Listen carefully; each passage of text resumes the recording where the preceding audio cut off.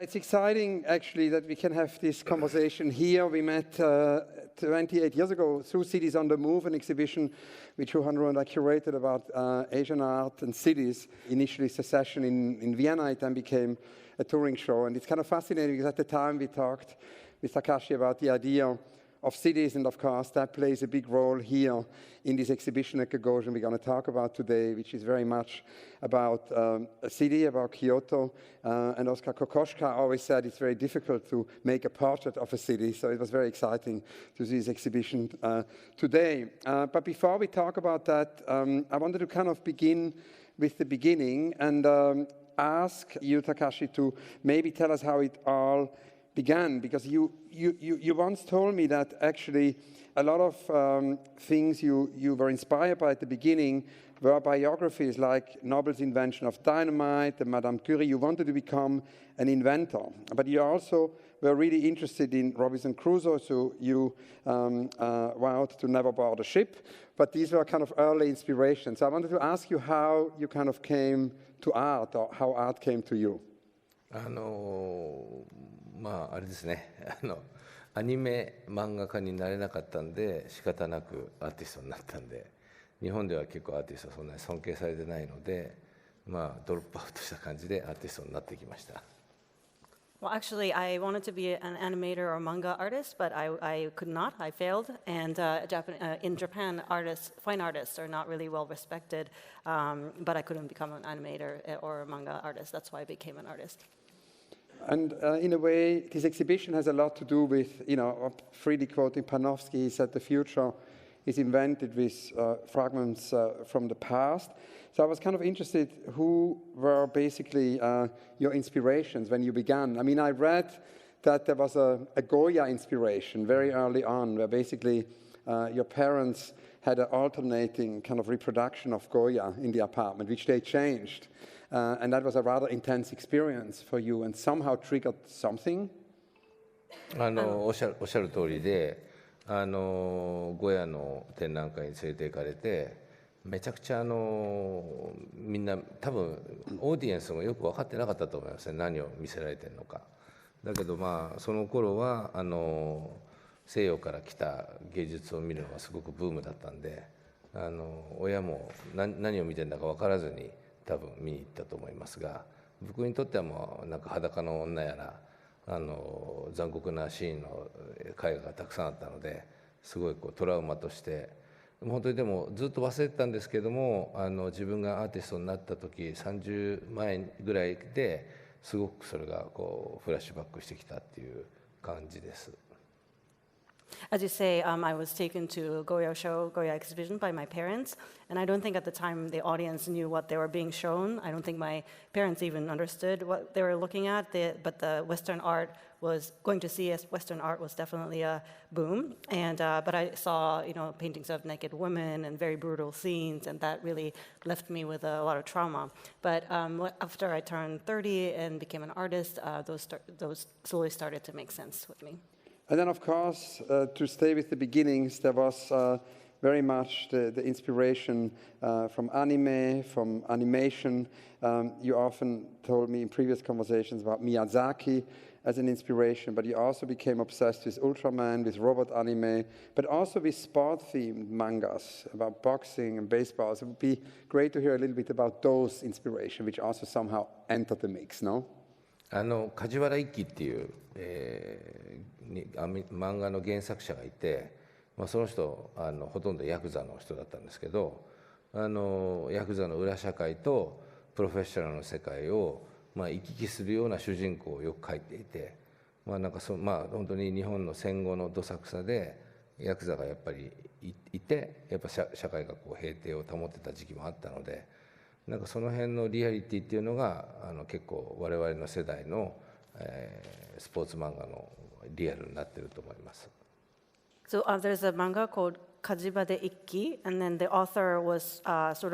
his background was a Yakuza, a gang member. So his characters were often going back and forth between that type of world, underground world, and the regular society and the professional world. So he was depicting the post-war world where there were Yakuza gangs, but because of them, then the society was sort of kept in balance. And so that kind of context was behind the sports manga, which was interesting. And now our last question about the beginnings is about the peacock painting, because obviously the peacock makes a return much later. But when you were 22, something quite important happened, which is also relevant, again, in relation to this idea of the future being invented with fragments from the past, which this exhibition here addresses. Because when you were 22, you saw a traditional Japanese painting, and that somehow painting led you to a famous traditional painter who became your professor, who now passed away. So I wanted to ask you, tell us the peacock story, or the story of the peacock painting, and then, of course, how you returned to it so many years later. 本当に偶然なんだけど、自分が、僕さっき言ったみたいに漫画家やアニメーターになりたかったんだけどなれずに日本画にいることそのものにすごいストレスを感じてたんですけど、仕方なく大学の授業に参加していて、奈良や京都に2週間ぐらい滞在して美術館やらお寺を回るそういった旅行があって、その時にたまたま今回、展示している作品のオリジナルの尾形光琳の、クジャクの図を、僕が、なんかすごくこう上手に描けてる絵だなっていうぐらいの感覚で見ていたら、僕のその後2年後ぐらいに自分の教授になる、天才の絵描きの加山又三先生が、すごく小さな人なんですぐその人と分かるような人だったんですけど、僕の前に来て独り言で「いや尾形光琳うまいね」って言ってピュッて出てったんですけど、尾形光琳というのは日本ではもう本当にトップアーティストで誰もが知ってる作家なんですが、それを改めてうまいねって言ってて、僕も確かにうまいなと思って見てたものが、その先生が我々の教室、僕の教授になって、で僕をすごく認めてくれたっていう流れの中で。ずっとそのクジャクの図を描きたかったんですけど、今回それを描く機会を得て、結構難しかったんですが、こうなんか、絵の構造は結構ぐるぐる中心にトルネードを描くような構図なんですけれども、それを描かせてもらって、結構うまくいったので、なんか本当に、なんか縁が閉じたような感じの、瞬間でした。So like I said earlier that I had wanted to become a manga or anime artist, but I couldn't. So while I was in school studying Nihonga, just being a student of Nihonga itself was a stressful thing. But I had to take these classes, so I was going along. And I had a chance to travel with the class to Nara and Kyoto to visit different art museums and temples to see traditional, ancient artworks. And then one of the works that I got to see was the original of this peacock painting by Ogata Korin, and it's a folding screen, and I was standing in front of it thinking, oh, this is a really well done piece. And then just by coincidence, this very little man came and stood next to me and said, oh, this is, Ogata Korin is a wonderful artist, just to himself. And it turned out to be this genius painter, Kayama Matazo Kayama, professor, who 2 years later moved to my university and became my professor. And then, of course, Ogata Korin was a top artist that anyone would know, but he was, telling himself, reiterating that it was an amazing artist and amazing artwork. And that professor became my mentor and really, saw my talent. So I had always wanted to paint this work, but it was a very difficult piece, and I finally had a chance to do it this time. And I struggled with composition and everything, but compositionally, it's a work that has this spiral to it that ends in the center. So I really felt like a circle was, coming to a close. And to get closer to then, the exhibition, the main topic of our conversation today, and in the background you see many of these works actually of the show. But before that, actually, you returned in a way, or visited the past in 2009 when you began a very creative dialogue centered on a group of artists known as the Edo Eccentrics. It was a collaboration with an art historian. A very fascinating exhibition, Lineage of Eccentrics, was held in 2017 in Boston and was kind of the result of this dialogue with the past. And it's also there that you actually created a connection with older work by selecting Japanese works from the past, from the collection, connecting them to your own work. So I was curious to hear a little bit about that work around the Edo eccentrics. 自分がニューヨークで留学した時に、メトロポリタンミュージアムの日本のセクションで狩野三節のこううねるような、梅の図があって、それを見て、自分がすごい好きだったアニメーション作家の、その爆発のシーンのエフェクトにそっくりだったんで、それが、自分のなんかこうアニメーション作家になれなかったんで、一枚一枚の絵を描くんだとしたら、そういうこうすごく動きのある、絵を描きたいなと思ったんで、それをすごく評価していたのが信辻先生だったんで、彼のそのいろいろクリティックを読んで、結構その自分の絵を描く基盤にしていったので、結構年を取って自分もキャリアを積んだので、彼に指示してもう一回いろいろ指導してもらおうっていう企画がその本の企画であって、でボストンのミュージアムのショーもその先生とのコラボレーションでできた作品をメインに展示した作品展でした。So when I was studying in New York, when I was young, and at the Metropolitan Museum of Art, I saw this plum painting,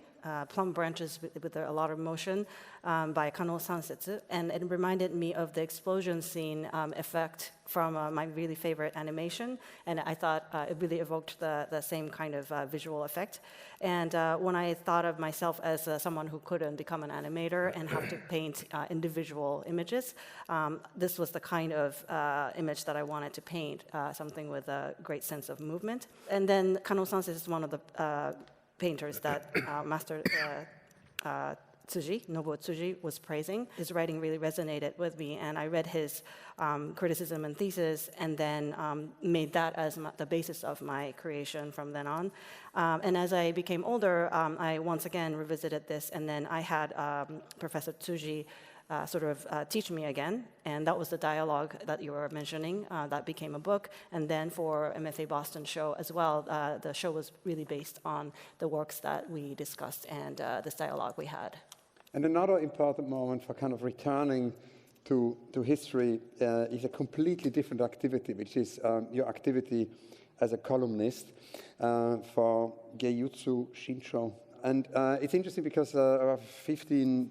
years ago, I was asked by the Swiss kind of weekly, das Magazin, to do a weekly column. And this sort of life as a columnist has been unbelievably productive, because the kind of idea that every week one has to come up with something and react to something is deeply stimulating. And it seems to have been very stimulating for you, because you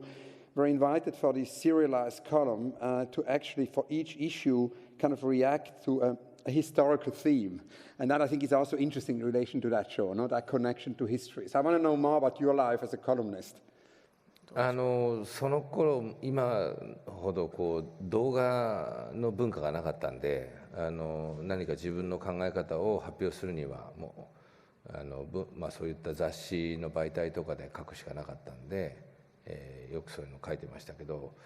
もう本当最近はインスタグラムと X と、あともう最近はもう YouTube だったり動画じゃないと、いろんな自分の思いみたいなの伝えられないんで、前はよく結構文章を書いた気がしますけど、今はなんか文章を書いてる時ってなんか結構これ本当に読んでくれるのかなっていう感じで、あんまり自分はプロダクティブには感じてない瞬間が多いんですけどね。So back then, there weren't that many places for video. Like video culture was not really around. So if I wanted to, to promote my own thinking or present my thoughts, then I really had to write and put it on the magazine and things like that. So I was writing. But now, there's Instagram, X, YouTube especially. That's really the main outlet for, presenting my thoughts, and that's basically the only way I can do it now. So I used to write a lot of text, but now when I do have to write a text, I'm sort of wondering if anyone's going to read it. So. Thank you. Now, when today, I stood in front of your amazing large-scale painting, in the exhibition, I kind of was reminded of the experience I had, the amazing experience I had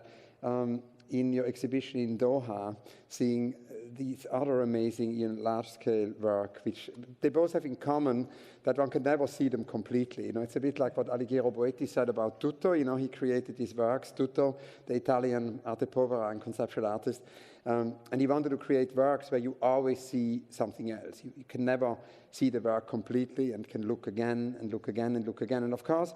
that work in Doha was also related to another epiphany, one can say, because it was the disaster of the earthquake in 2011. And that disaster of the earthquake, as you told me in a previous interview,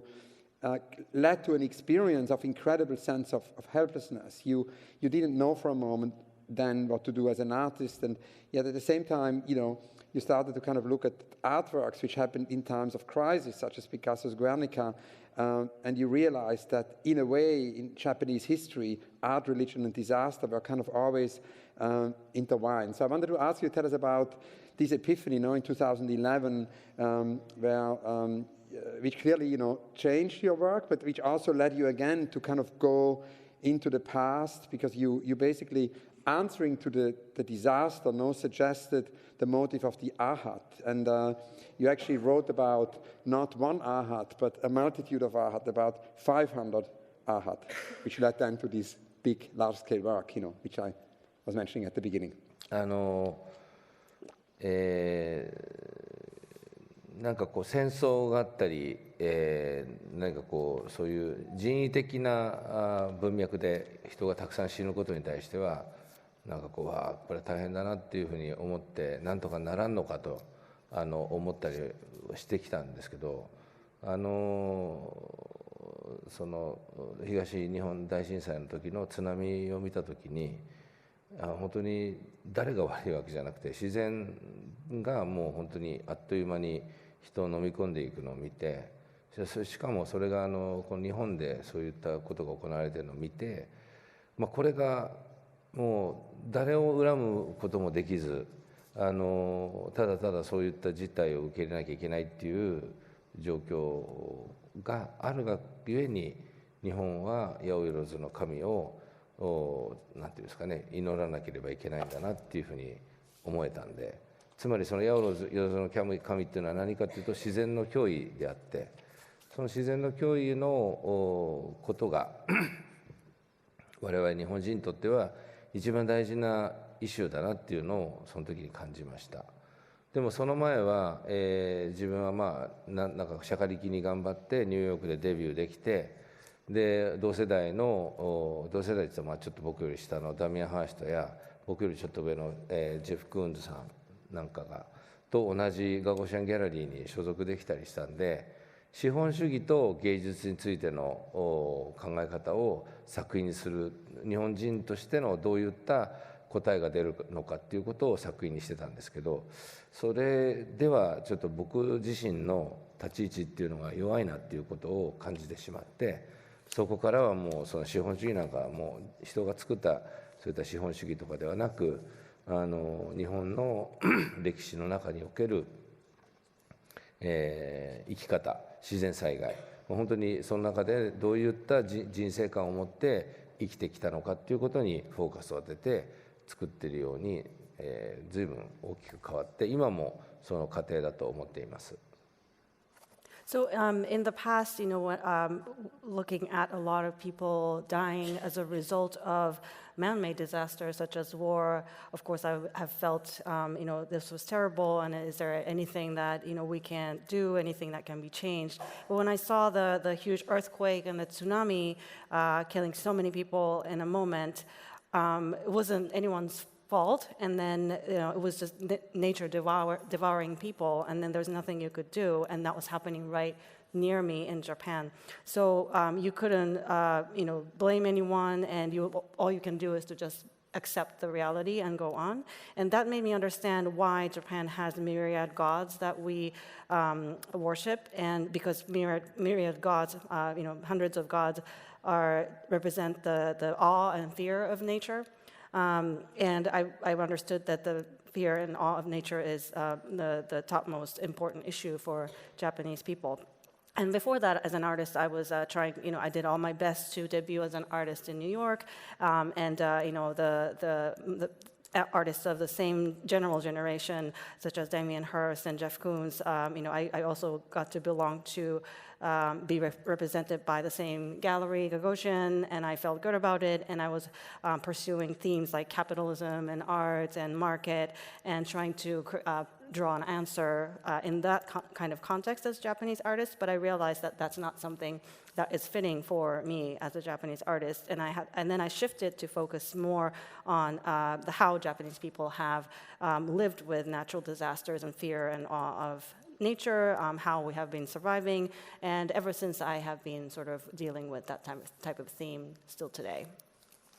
And the idea of the ahats, because obviously there was an essay also you wrote on Kano Katsunobu's 500 ahats, and it could be great to hear a bit more on that, the concept of ahats and how that connected to it. 羅漢は一人一人が、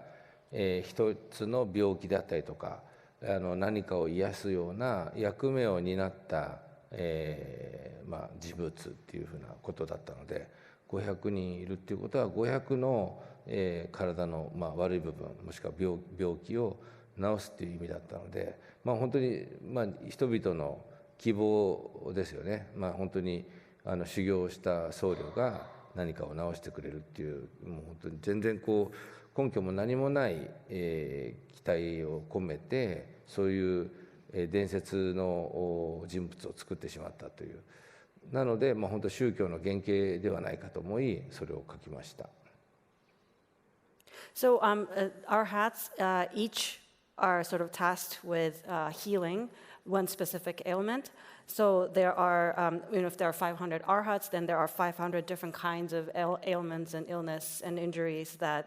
they are to heal. So it really represents people's hope and wish. It's about these trained monks and enlightened monks that will come and heal something specific for you. So it's nothing rooted in any reality, but it is so that kind of people's wish has created these figures. So I thought this has really has a lot to do with the basis of religion. So that's why I was depicting them. Thank you so much. So this is end of chapter 1, the prelude to our conversations, the future being invented with fragments from the past. And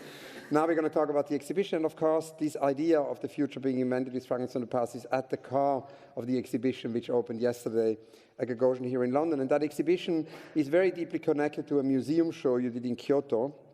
which actually closed at the Kyoto City Kyocera Museum of Art after half a year. It was a very long durational exhibition. And it's fascinating, looking at the catalog. And the catalog is actually an amazing publication, which I recommend you to read, because the book you did in Kyoto is not only a book, it's also an artist book. It has amazing elements. It's a trading card in it. It's almost like a game. And you write in the introduction that you turned 62 in 2024 when this exhibition opened, and that you feel that the landscape that you subjectively see and feel has clearly been changing from those you saw when you were in your 40s and 50s. And I thought it would be interesting to begin with that, if you could talk a little bit about that, changing landscape. 結構、この京都の展覧会もそうですし、今回も過去の名画をトレースして、自分の芸術観と合体させていくっていう、一見全然クリエイティブでもないようなオリジナリティを出すのが芸術家の仕事だとするならば、全然クリエイティブでないようななんていうんですか、アプローチなんですけど、そもそも日本というか、アジアでは芸術はその名画と言われているものをコピーしていって自分のものとして咀嚼するっていうことがすごく大事だったので、自分自身も、現代美術の世界でデビューして、それなりに立ち位置も出てきたんで、もう一回謙虚にそういった名画を自分の中に取り込むようなプロセスを作れるといいなと思って始めたのがこういったずっとコピーしているような作品です。もちろん、自分の作品としてのアイデンティティをどっかに出さなければいけないし、一枚一枚の作品をコピーしていることで今後あと、本当に5年か10年後ぐらいに全く全然違ったフォームの作品が出てくることを僕自身は期待してやってますが、そういう意味で、年を取って、すごいとんがっているというよりは謙虚にもう一回芸術について絵画について考え直してみようという気持ちの流れの中で、こういったシリーズを作るようになりました。So both for the Kyoto show and for the Gagosian show in London, like you said, I have been sort of picking and tracing past masterpieces and then recreating it in my own into my own work by adding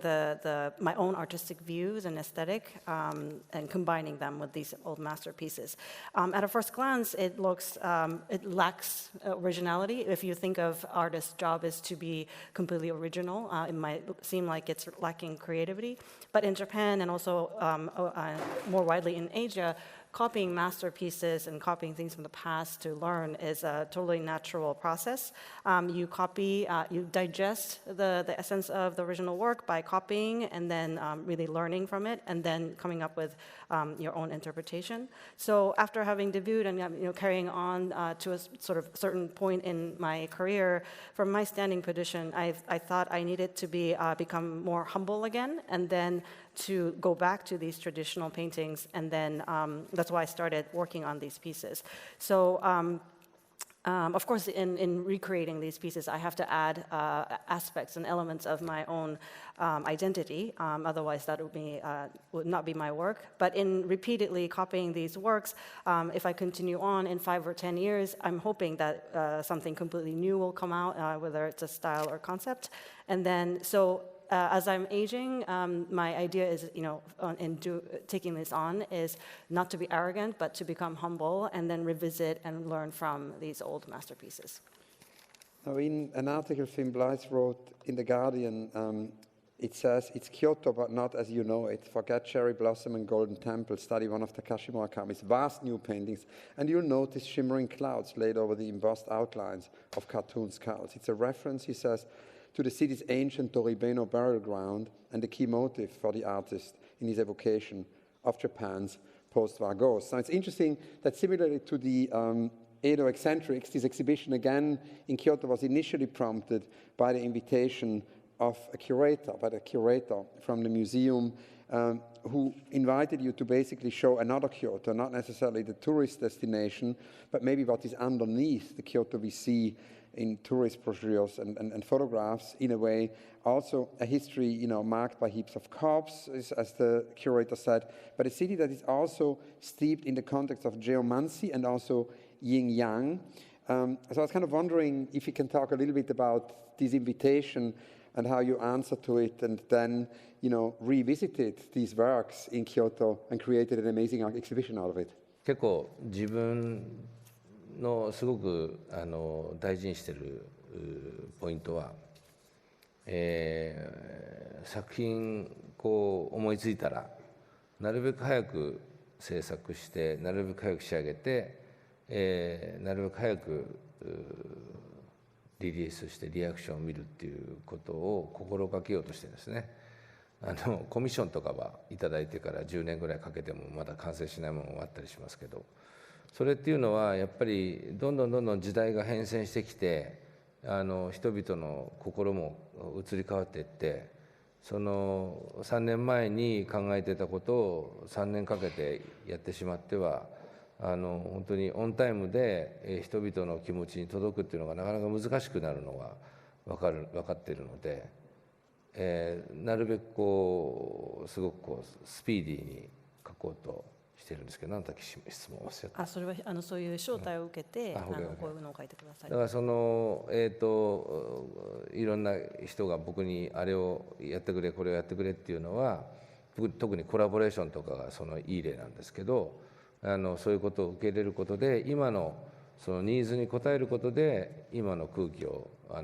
こう吸ったり吐いたりするっていうことになると思ってるので、スタジオを結構拡充していって、今も過去最大の人数を抱えているんですけれども、そういったスタジオの連中と、なるべくこう早いうちにフレッシュなうちにパッとできるような体制を作るように、しています。So there's something that I really I hold very important to myself is that when I think of a project or concept or a piece of artwork, then I try to produce it as soon as possible and present it as soon as possible and then get a reaction as soon as possible. Except when I have commission works, someone's asking me to, paint a version of another work that I've already done. It could take more than 10 years and I still don't complete. But if it's a new idea, then I really think that because the time passes really quickly, the trend changes, and then people's heart move on from one thing to another. So if you think of something, and then if you're still making it 3 years later, you can't really reach the people's heart in real time. So I'm really trying to make something speedily when I think of something. And then in terms of people requesting me to work on something or a theme, also in collaborations and things like that, a lot of people ask me and request, but then when I do receive that kind of request, I try to respond to it right away because I feel that that's the needs of the moment. And I think working with that type of needs means that I'm breathing the air and inhaling and exhaling the air of the now. So I have been really expanding my production studio. It's at the larger than ever right now. So whenever there's a fresh idea, we're ready with my studio staff to take that on. Now, earlier this afternoon, I spent time in the exhibition, had a conversation with Stefan Ratiba. We talked a lot about Shogun. And it's interesting, Czesław Miłosz, the great poet in Krakow, Nobel Prize of Literature, he told me many years ago, if we look at painting, we look at poetry, no matter what's the art form, everything somehow which happened in the 20th century and after is somehow, in his view as a poet, connected to cinema. And of course, today we would have to film. We'd have to extend that to, video games, but also of course, to TV series, right, which play a central role. And this 10-part TV series, Shogun, has been really more than an inspiration. It's also been a trigger for this exhibition, as you said in almost all the interviews you gave for the show. And you said that you were particularly interested in this sort of fresh angle, and I think that's really interesting because that's also what your work does. All the works we've discussed previously, if the future is invented with fragments from the past, it's because you give a fresh angle to this history. But also, you said that you were very interested in this sort of new look that, for example, all in the harakiri scenes, they somehow all have their own poem, before they kill themselves. And so in a way, you say that a Japanese director would never do that, right? It's something which is a completely different perspective on it. So I wanted to hear more about Shogun and how this triggered. It's kind of extraordinary that Shogun would trigger this whole series of paintings, no? 腹切りのことをその将軍のあれを見るまでは本当に事実として本当自分が誇りを持って死ぬ、もしくはその、自分のファミリーを名前をこう守るために自死するっていうそういった美意識だと思っていたんですけど、アメリカ人が作ったその将軍のテレビシリーズを見ると。そういうことよりも時世の句をしっかり読んでそれで自分の命をこう絶っていくもしくは自分の命を絶つっていうことが死ぬことではなくて違う世界のもう一つの何ていうんですかね、物語をもう一回作り変えるっていうまさに自分がそれこそNFT の世界に目覚めた時にもしくはもっと前に現代美術の世界に目覚めた瞬間のように全然違った世界がこの自分の頭の中にポカーンとできてそれで自分が自由になったような気分になるっていうことがその武士のいた時代にあって、もちろんそのあの頃の日本はキリスト教が入ってきてそのキリスト教における愛っていうコンセプトが一部の人たちの自由を獲得したりもしたんですけどもそれとは別に、そういう腹切りのそういったコンセプトが本当に頭の中にもう一つの空間を作るっていうことにつながってたんだ。本当に今若い子たちがフォートナイトをやるみたいな、そういった世界観を作るための一つの儀式だったんだっていうのを知って、それでものすごくこう頭の中でバーンと爆発して、なんかその将軍の書こうとしてきた文脈っていうのがすごくフレッシュで新しいなと思って感動したんですね。その感動をそのままパッケージにしたいなと思ったのが今回の展覧会だったりします。So in this scene of harakiri, the ritual, cutting of the stomach for suicide in Shogun, before watching this series, I took it, I understood it as just the fact of a ritual, and that was maybe an honorable death that people had to do in order to protect their family name and honor, and that was sort of an aesthetic. I understood it to be. But then in this depiction of, it's a depiction by American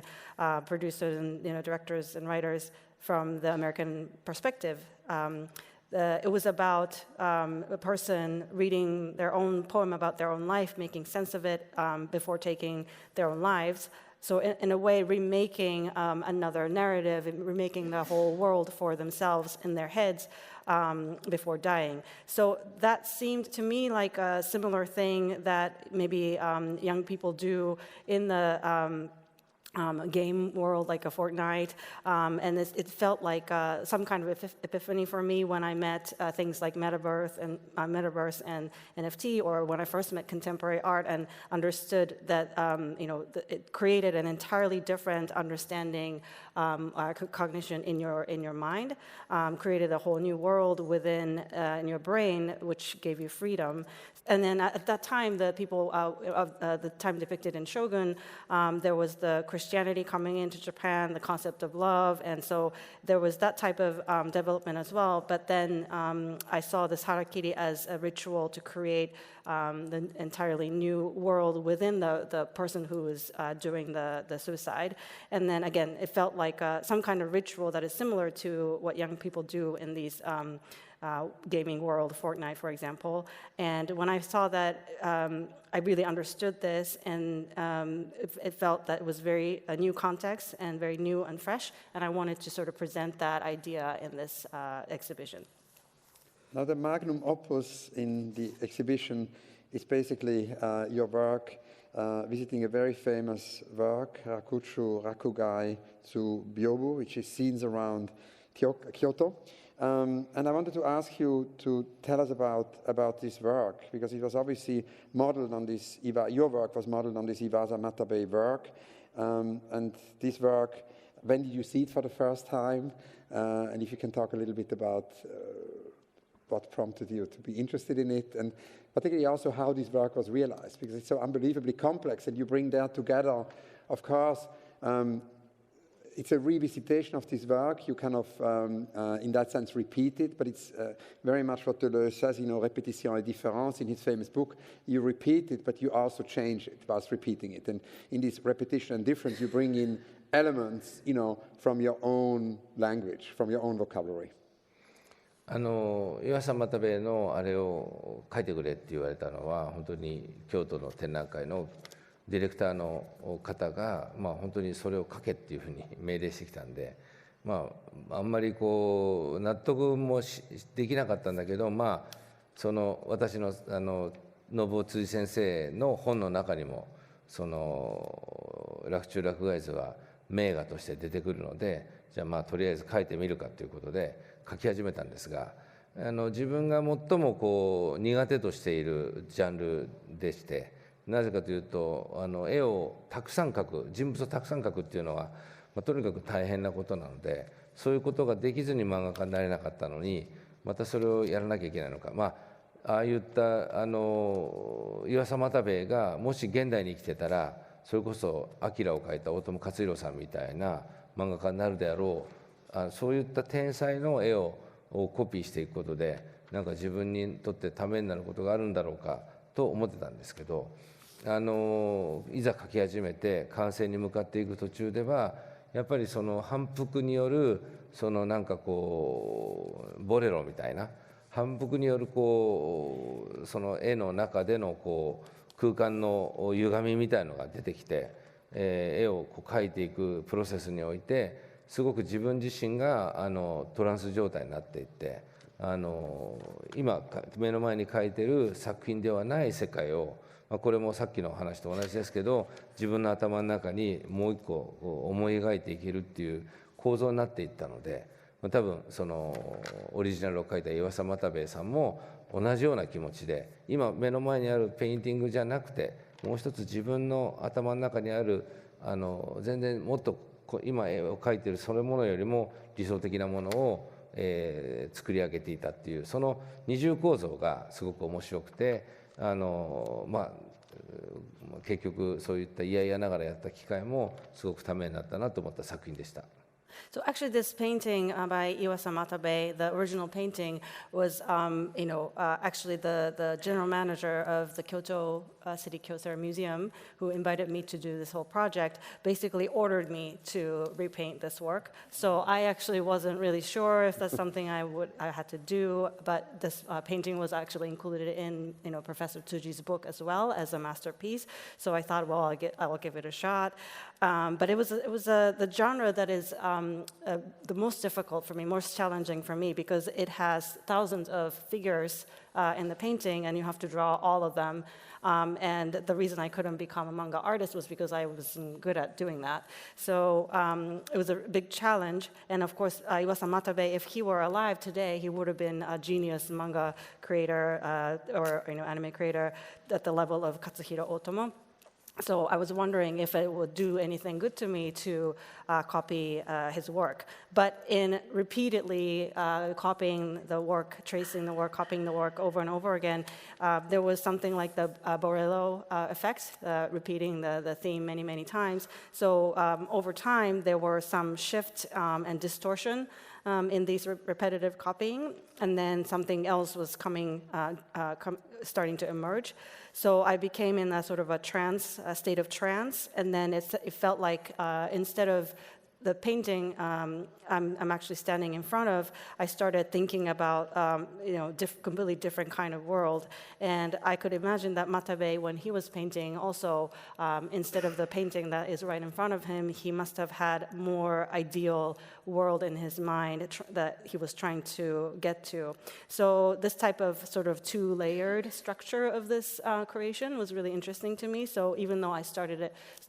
out copying it with a lot of hesitation, I thought I learned a lot from it.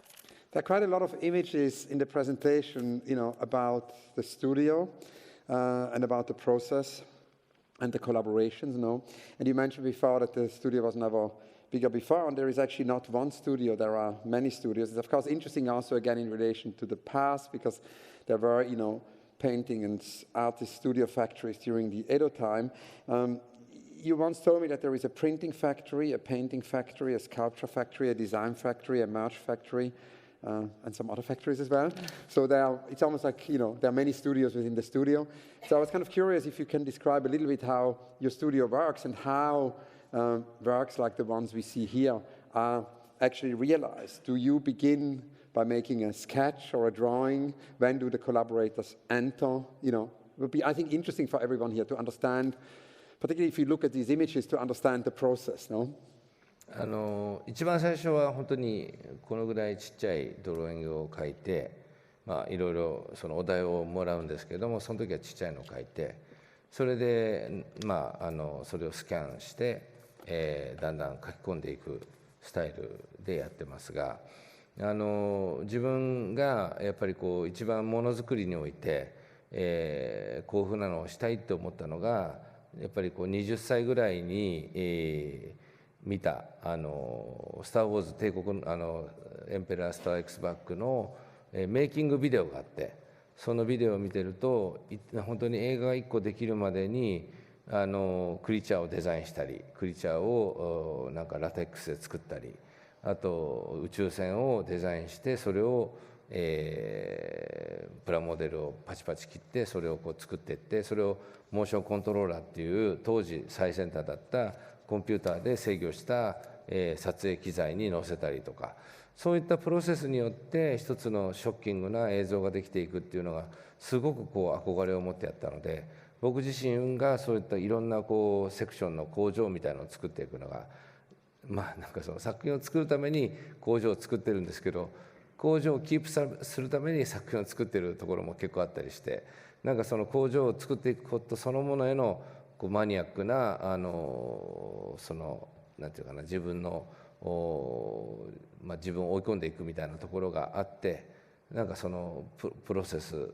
としてはすごくプリミティブなところからちゃんと完成度の高いものを持っていくためのファクトリーですけど、その一個一個のデパートメントっていうのは必要じゃないものもあったりもしますけど、それが僕のそのクリエーションの一番大事な部分に転換していってるっていうところもあります。So as a process, I start with a very small drawing when I have whether it's a request or subject, I think of or a given, and then I draw a small drawing, and then I scan it, and then draw more, add more. That's how I start. But at the very basis of what I really wanted to do in producing or creating anything is the behind-the-scene video that I saw when I was in 20 for the Star Wars Empire Strikes Back. And in the video, I saw that how, in order to create the huge world of the film, you start by designing creatures and building those creatures, or making a spaceship by cutting up plastic models and then putting that on the then U.S. technology of motion controller on the computer to film. And so one by one, all the little details that you had to go through in order to create the entirely new world. That was something that I really admired and aspired to. So in a sense, my workshop is there in order to create my work, but almost I love that whole process and the workshop itself. So I have the work in order to have this studio, in a sense, to keep the workshop going. So it's almost like a maniac obsession with the being able to do each process. So again, the process, each individual process might be very primitive, but the goal is to end up with something high quality. And there are some processes that are maybe not necessary at all if you're just thinking about the efficiency. But all of these processes are very important for my creativity itself. Thank you. Now, another thing I was curious about the process is, of course, how AI enters, because in the exhibition you mentioned that there is a moment of AI, and I found an interview on YouTube where you say, AI, you kind of gave advice to young artists, the kind of idea that it's a general wave of AI and it's important to catch up. You talked about a new language, a new grammar, no, which arrives kind of through AI. So I was wondering, looking at the exhibition, it would be great to hear a little bit how AI enters. How do you use AI? Is AI an assistant? 一番使ったのは洛中洛外図の模写するときに線画が結構崩れてるところがあって、もうほとんどやすられててっていうか、もう削られてて見えない部分とかを、手でもちろんコピーしていくのもあれなんですけど、一個一個の建造物であったりとか武士の着物とかっていうのはやっぱりすごく書く方がそういった情報を知らないと書けないんですが、AI だと全体を一回スキャンするので記憶の中にあってぼんやりとそれっぽい人物の着物とか建築物を書いてくれるんですね。でそれを見て一応なんか他の資料と照らし合わせて見ていくと、なんとなくここは間違ってるとかっていうのが分かってくるので、その意味でまず書いてもらうということを AI にやってもらったりしたのが今回の展覧会でやった一番メジャーで使った使い方でした。The most major way that I use AI in the paintings in this show is in the Rakuju Rakugaizu painting, the scene in and around Kyoto, because in copying that original work at the very beginning as the first step, the line drawing and the paint have been scratched away and rubbed away, so that many of the details are already lost and it's very hard to discern. So of course you could try to hand draw every detail, and try to redraw everything for the details of architecture, the face, the kimono, but unless you actually already have the information as to how they should look and the historical background, you can't just fill in the details that are already lost. But AI has scanned the entire painting, so they have sort of a general knowledge of how things should look. So they can kind of guess and have a general sense of what those details should look like. So I had them, come up with those details, and then once you have them, you can compare them with the historical records, and then you will get a sense of what is correct and what is maybe off, and then you can correct them. So that type of initial generation of the lost details was the most major way that I used AI. Now it's fascinating also that within the painting a lot of characters appear from your previous work, from, as I said, from your vocabulary in a way. Mr. Dobb makes an appearance, an icon which has appeared over, I would say, more than 20 years, and he once said that he becomes more and more like a self-portrait, this character. But at the same time, there is, of course, also the flowers. There is a beautiful diptych here with, Warhol's flowers and your flowers. The flower motif appears, and very often these motifs also appear on the background of gold. You use gold leaf on the surface of the painting. There's also skulls. And you say that this gold leaf, or the gold, sort of shuts down the pictorial space. So when you sort of depict these characters on that backdrop, they stand out. And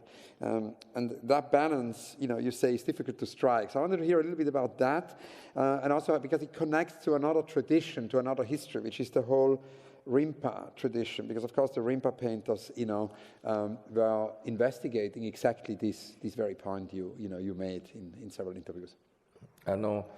それこそ、リンパの一番有名な作家は、クジャクの絵を描いてオリジナルを描いた尾形光琳で、そしてその尾形光琳の、弟が乾山、尾形乾山という人なんですけど、乾山はデザイン、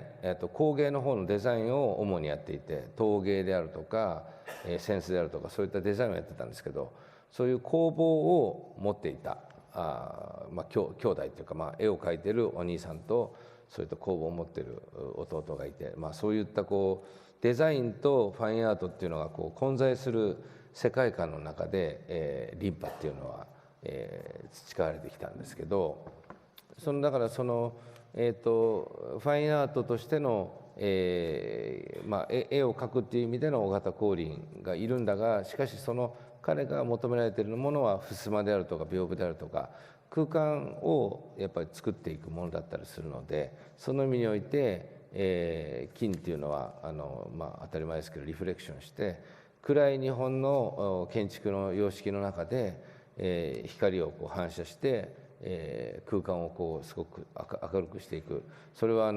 日の光が差し込まない奥の方の部屋でも夜でろうそくで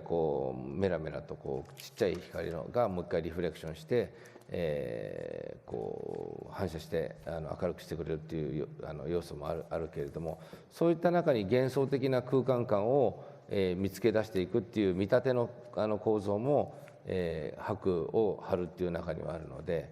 いろんなエレメントがあって、日本のその絵画には金箔っていうのがいろんなところに使われてきたと思って、それを今回は極端に援用したっていう形でした。The most famous artist in the Rimpa School of Art is the aforementioned Ogata Korin, who painted the peacock painting. And then his younger brother was Ogata Kenzan, but he was more the designer. He would design things like the fan or the ceramics, and so it was more like a folk art type of thing. And then there was the painter workshop, and then the workshop for these more decorative items. And so the fine art and design, they were all mixed together, and they were composing its very peculiar worldview, and that's the Rimpa aesthetic. So Korin is a painter, but then what he painted were the fusuma paper doors and the folding screens. Those were the elements of architecture that were building the space. And then the use of gold leaf, of course, they reflect the light. So in the dark, very dimly lit light in the old Japanese architecture, where you didn't get natural light so much, in the back room. They would catch some of the faint light and glow, make the room a little bit lighter, or at night it would reflect the glow of the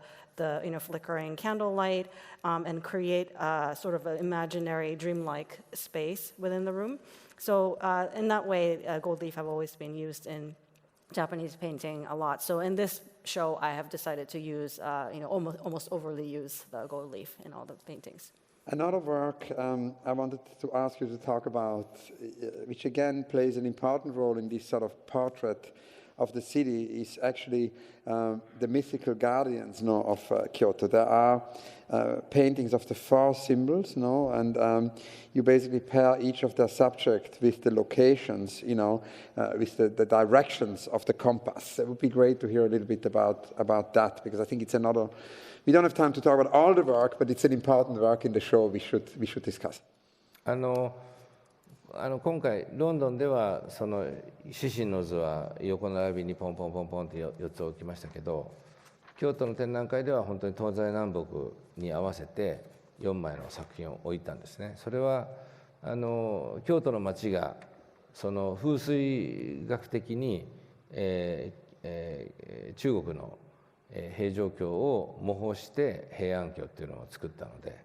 その意味で、その風水の文脈の中で街の安全を祈願して作られたという意味で、それも展覧会のディレクターがどうしてもそれを書いてくれと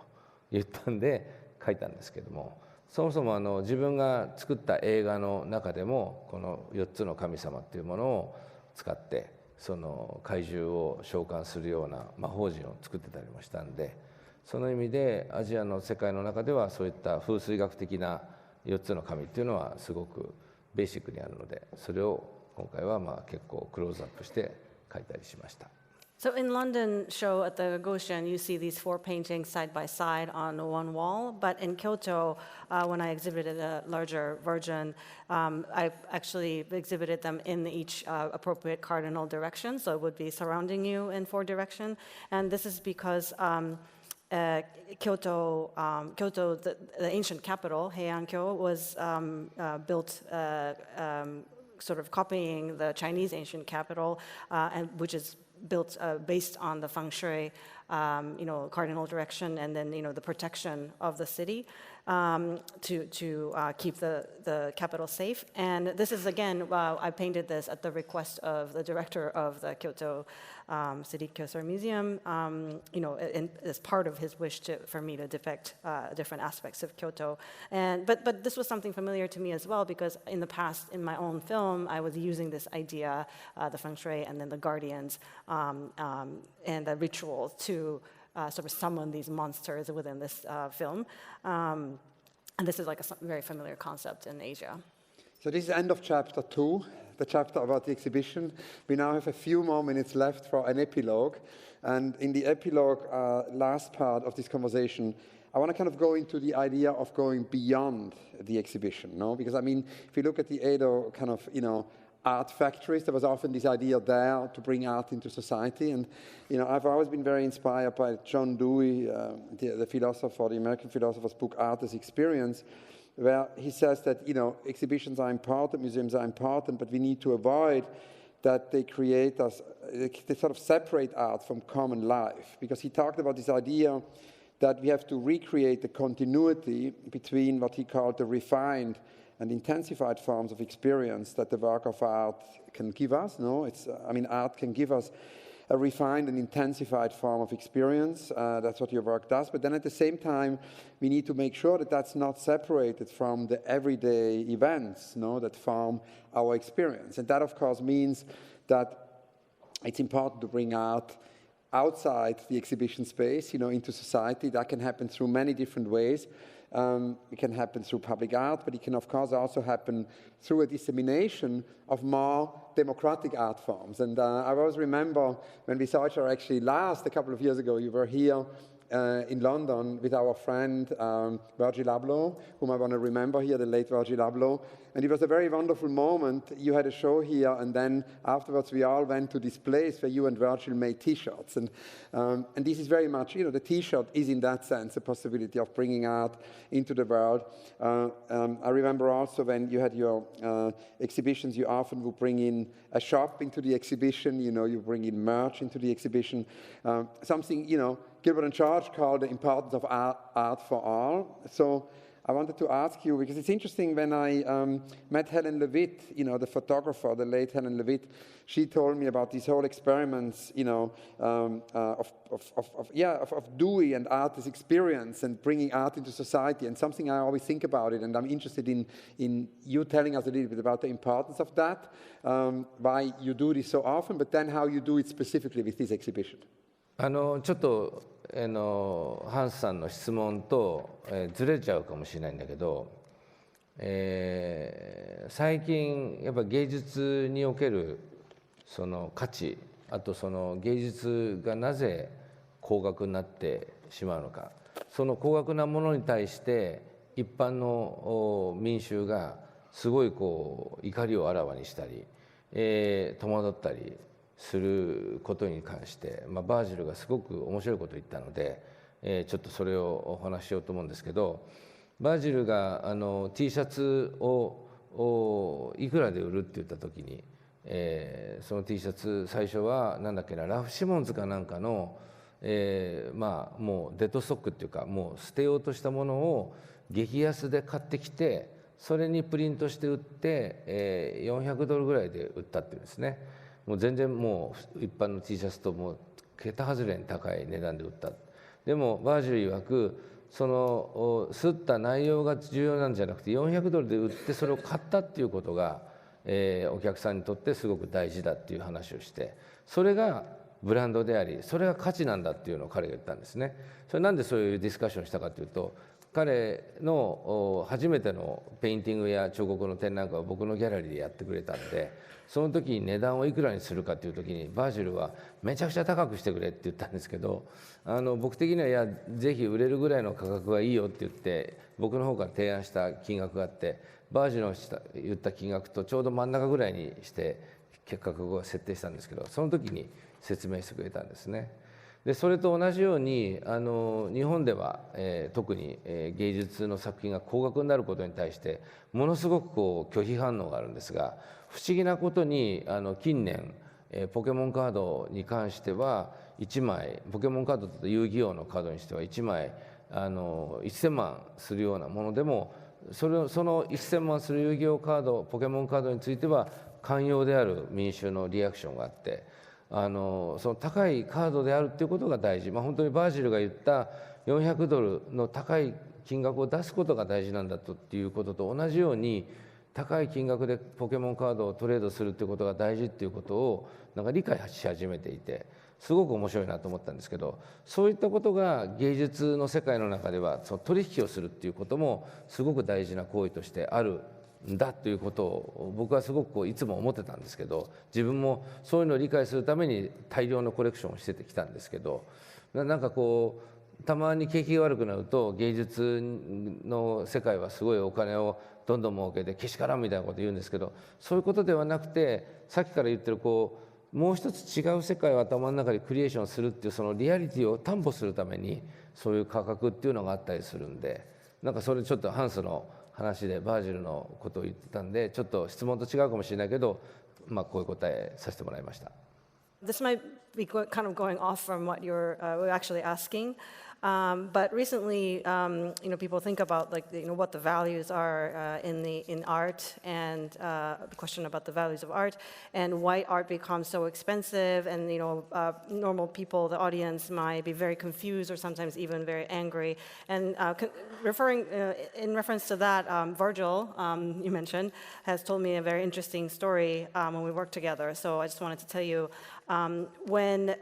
we talked about the price of his T-shirt, we were talking about the project, and then we were discussing, at what price we were going to sell the T-shirt. Virgil was saying when he sold his early T-shirts, he would buy dead stock T-shirts from Raf Simons that they're no longer using. They're about to throw away, very cheap. And then he silkscreened on it and then sold them for $400 each, which seemed really expensive to me. So I told him that it was very expensive, and then he explained to me that it's not about the content of what I screened or the T-shirts itself that is $400 and that's meaningful, but the fact that this is priced at $400 and that you bought it at $400 and now you possess it. That whole story is what's important, and that's what the fashion is, what the brand is. This came up in the context because he was creating artwork, and at my gallery, Kaikakiki Gallery, we actually held an exhibition of Virgil's artworks, and we were talking about pricing his artwork, and he said that they all should be priced very high, which I thought was not going to work very well in the art market, so I proposed something much lower, and then we ended up with something in the middle. But that's when he was explaining why he prices his, whether his artwork or fashion at a certain way. And it used to be in Japan, whenever art price was going up, people would be very resistant and critical about it. But more recently, when it comes to trading cards, like Pokemon cards or Yu-Gi-Oh cards, people totally understand when it becomes $100,000 or something like that, because it's the fact that they're being traded at such a high price in and of itself becomes important. So I thought there was something common. There's a common thread between that and Virgil's thinking. So in the art world, that type of balancing and negotiation is all important. And in order to understand that type of balance and where values are created, I have collected a huge amount of artworks myself. But whenever economy goes down, people criticize about how much art costs and how much money is in the art market. But in a sense, these prices are there to sort of support the reality of the art market. So I'm sorry, this is very off from what you were asking, but you mentioned Virgil, so I thought of talking No, it's about wonderful that we can pay tribute here to our friend Virgil Abloh. I know we're out of time. I have two very quick last questions. I always think it's important that we know what music artists are listening to. Last time we spoke many years ago, you said you were listening to Pink Floyd and Daft Punk. So I wanted to ask you what you're listening to today. Oh, the hip hop. Yeah, it's American hip hop basically, but recently the Japanese hip hop too, because this 2-3 years the Japanese hip hop is a completely different way to the Western hip hop. That's why now is a putty boom in my head. And can you tell us about an example of Japanese hip-hop you particularly like? Oh, I am collaboration with JP The Wavy. Yeah. This guy, the hip-hop is, the theme is anytime to the Japanese, like a landscape. So, the sound like Miami and, Atlanta or something like that. But he looking for the very unique, the Japanese way, that he came from the kind of the coast, the culture. So looks like that. Great. My very last question is always about the unrealized project, because we know a lot about architects' unrealized projects because they publish them as part of competitions. But we know very little about even the most published and well-known visual artists like you, about their unrealized projects, and there can be many different types of unrealized projects. There can be projects which are too big to be realized, too expensive to be realized, utopic projects which are unrealizable or partially unrealizable. Can also be forgotten projects. In the analog age, maybe we were forgotten in a locker or somewhere like that, or on the desk. Now probably would be somewhere in the laptop or in the phone, forgotten projects. Then there is, of course, also projects which are unrealized because of censorship. And as the late Doris Lessing always told me when I met her in London, she always said, there is also the projects we want to do and we don't dare to do. She called those the self-censor projects. So it's a broad range of the unrealized. And I wanted to conclude this conversation by asking you to tell us about some of your favorite unrealized projects. So in this talk show, so I am again talking about I was not came up to the, the good talent for the manga and anime creator. So that was a big regret in my life. That's why I'd been like over 20 years making for the animation studio. So like maybe next year I will finish to this series of the animation. So that is maybe like in your question and answer. And then there is also a project you mentioned actually in a newspaper here, in an interview I think you gave yesterday, an unrealized project about football. Football? Yes. Oh yeah, no, it's kind of the Beckham, yeah. The Beckham made by the Miami, like a new type of the football reality. That was amazing, freshy like sports, view in the U.S. So it looks like that is amazing stuff. That's why maybe I was talking about. And I also found an interview with you where you talk about venturing into outer space. You said this 21st century is the century of venturing into outer space. Are there any Takashi Murakami projects for outer space? No. Thank you so much, Takashi. Okay, Big round of applause. Thank you. Thank you very much.